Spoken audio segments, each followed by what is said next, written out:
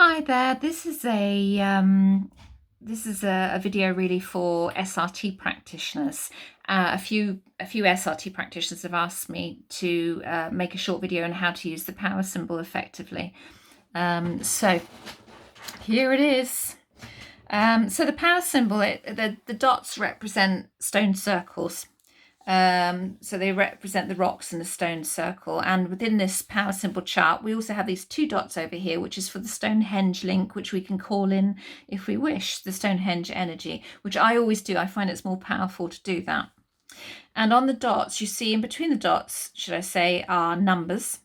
And it's the dot after the number corresponds to the number. So if I was going looking at gate 1, then it would correspond to the dot after the number each time. Gate 4 would be after the number each time.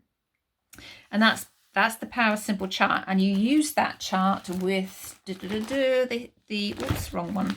with the healing circle chart. And with this healing circle and the power symbol, you have to use a different healing committee than you would on chart 7. So on chart 7, you would use High Self and the Angels of Light. And the healing circle, you would use High Self and Angels of Light and one or two other groups. So the first thing to do when you find, you go on the healing circle chart and you will find, do I have, or does my client have a block here? Is it running any blocks here? Yeah, say gate 7 meridian blocks there, or gate 4 digestive system, something like that. Let's just say gate 4 digestive system there. Then before you do anything, you want to set up the appropriate healing committee. So you go back to the master chart, and it usually takes you to High Self, Angels of Light as well, and then another one, which for me is quite often Infinite Council, Council of 7, High Council, Forces of Light. Sometimes it's a combination of one or two of those in addition to the Angels of Light and High Self. So you set up your healing committee, your special healing committee first. And again, this is how I do it. So and then you find out, let's say it's gate 4, you'd find out, is it on the physical, first of all? What percentage is it on the physical? 100%. If it's not 100% on the physical, then also ask, the next logical one would be, what percentage is it on the emotional body? And you usually find it can be physical and emotional body. They're so closely together. So just check that first, just to make sure. And then how many digits for how many days? 1 digit, 3 days. So 3 days, they want it to program it for how many times a day? Say twice a day. How many minutes for each download? Say 1 minute for each download. So now you have your set. It's 100% on the physical. It's for 3 days. It's twice a day, and it's 1 minute for each download. So you've got that information. So now you go back to the power symbol, and on the corresponding number of that gate, which in this case is number 4, so you look for the number 4, and it's the dot after, you'd place your finger or your thumb on there. And you would, if you want to invoke the Stonehenge link, you'd also place your finger on the Stonehenge link, which is here, at the same time.